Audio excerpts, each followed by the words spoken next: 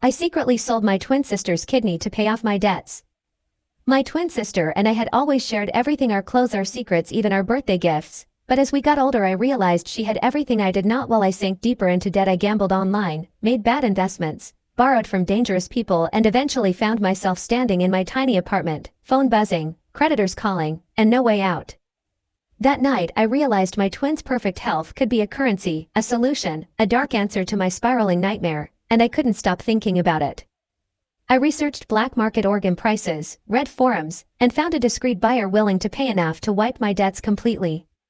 The hook came when she fell asleep next to me on the couch, laughing about her promotion at work and talking about her fiancé, oblivious to the storm inside me. I touched her arm lightly and imagined her kidney gone, the money in my account, my freedom. I knew it was unthinkable, illegal, immoral, but the thought thrilled me like a rush of electricity. I contacted the buyer, arranged a clandestine procedure in a private clinic with people who didn't ask questions, and the adrenaline consumed me. The escalation was relentless. I pretended normalcy while hiding texts from the buyer, watching my sister post photos at the gym and joke about eating healthy, her laughter piercing me with envy and desire, knowing she was mine to exploit if I dared. I slept fitfully, dreaming of police raids and discovery, yet the lure of instant financial salvation was overpowering. I rehearsed excuses, planned alibis, and imagined telling her I had borrowed from her bank account to cover her surgery. The climax hit the day of the procedure.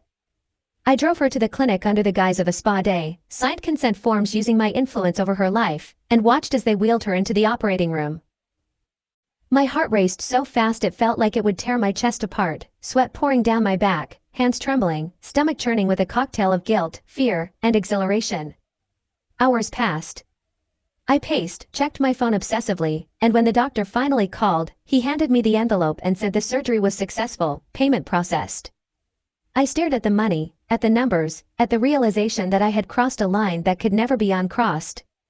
The punchline came days later when she returned home smiling, unaware, recovering, and talking about how strong she felt, and I counted the money hidden under my bed knowing that my freedom came at the cost of our bond, at the cost of morality, and at the cost of my own soul. But the adrenaline was irresistible, the victory intoxicating, and I smiled darkly knowing that no one would ever suspect the lengths I had gone to survive.